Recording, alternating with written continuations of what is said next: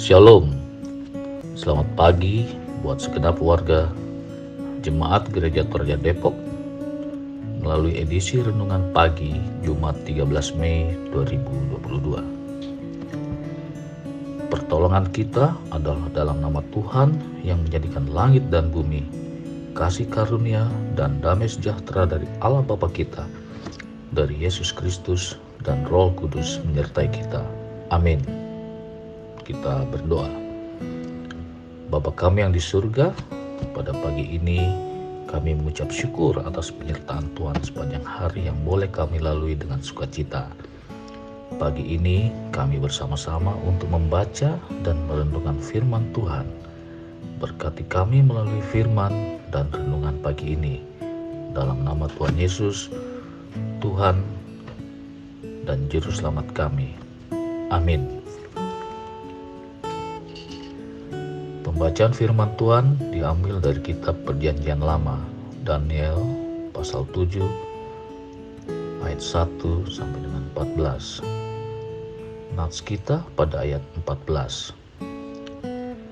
Ia diberi kehormatan dan kekuasaan sebagai raja, sehingga orang-orang dari segala bangsa, suku bangsa, dan bahasa mengabdi kepadanya.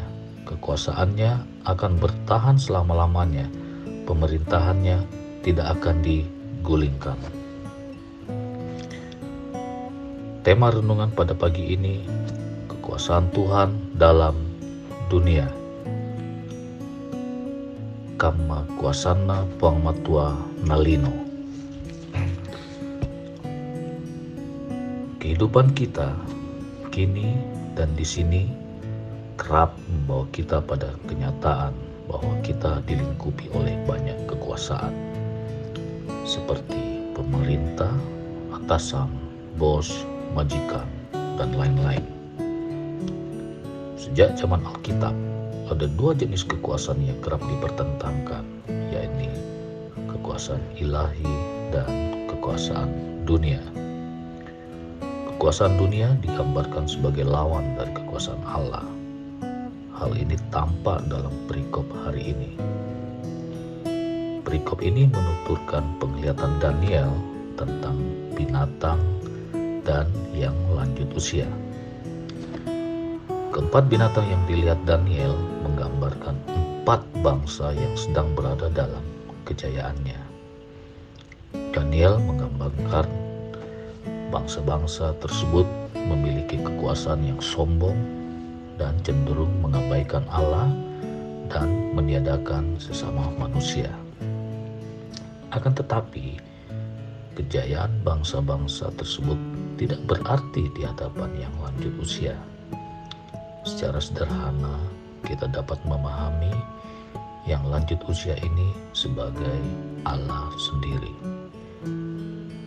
Dan oleh karena perikop ini berbicara tentang kekuasaan bangsa-bangsa, maka penekanan pada yang lanjut usia itu juga adalah tentang kemahakuasaannya yang tidak tergoyahkan dan mengatasi segala kekuasaan yang ada di dunia.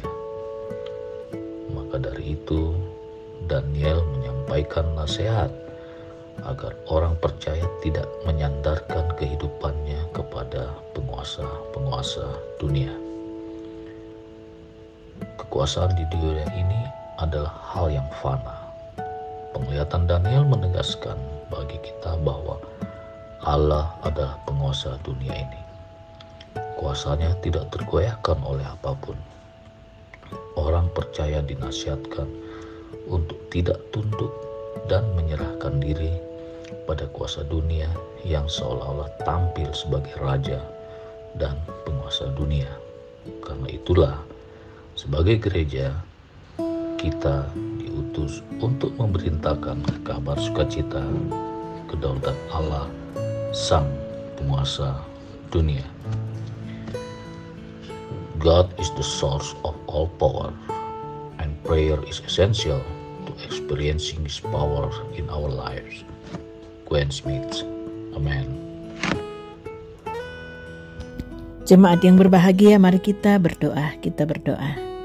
Bapa di surga, terpuji Engkau Allah Tuhan kami, Allah yang sungguh baik. Terima kasih untuk hari baru yang Tuhan anugerahkan untuk kami jalani dengan pertolongan-Mu juga. Tuhan, kami bersyukur disapa oleh firman-Mu tentang kekuasaan Tuhan dalam dunia. Kami diingatkan bahwa ada banyak kuasa-kuasa dalam dunia ini, tetapi kuasa yang mutlak dan yang maha kuasa adalah Allah satu-satunya yang kami kenal di dalam Yesus Kristus, yang telah terbukti mengalahkan segala kuasa melalui kebangkitannya dari antara orang mati. Terima kasih Tuhan untuk hamba-Mu Penatua Theophilus Mangoting yang Tuhan pakai dalam pemberitaan firman pada hari ini. Tuhan kiranya akan terus memberkati dalam hidup, karya, keluarga, dan dalam pelayanan.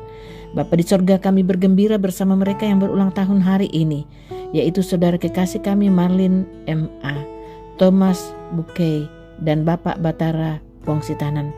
Bahkan saudara-saudara kami yang tidak tersebutkan namanya. Terima kasih Tuhan untuk pertambahan usia mereka. Kami berdoa untuk mereka yang hari ini ulang tahun pernikahan. Berkati keluarga mereka, kiranya senantiasa ada di mata-Mu.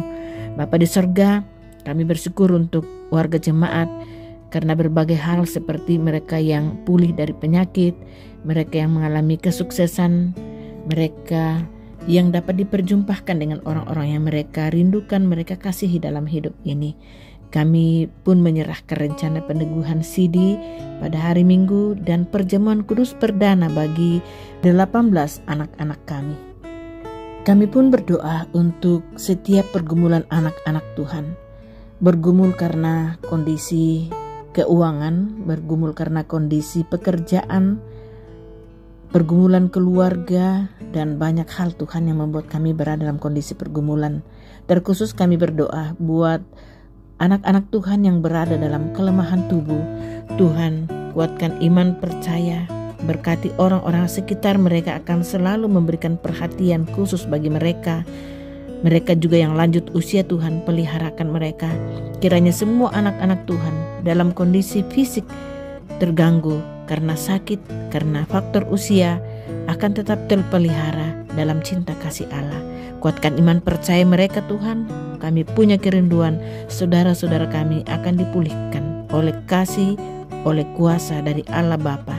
Bapa di sorga, kami berdoa buat pemerintah bangsa negara kami, Bapak Presiden bersama semua aparat. Kami mendoakan perdamaian dunia, Tuhan memberkati, membuka jalan selalu.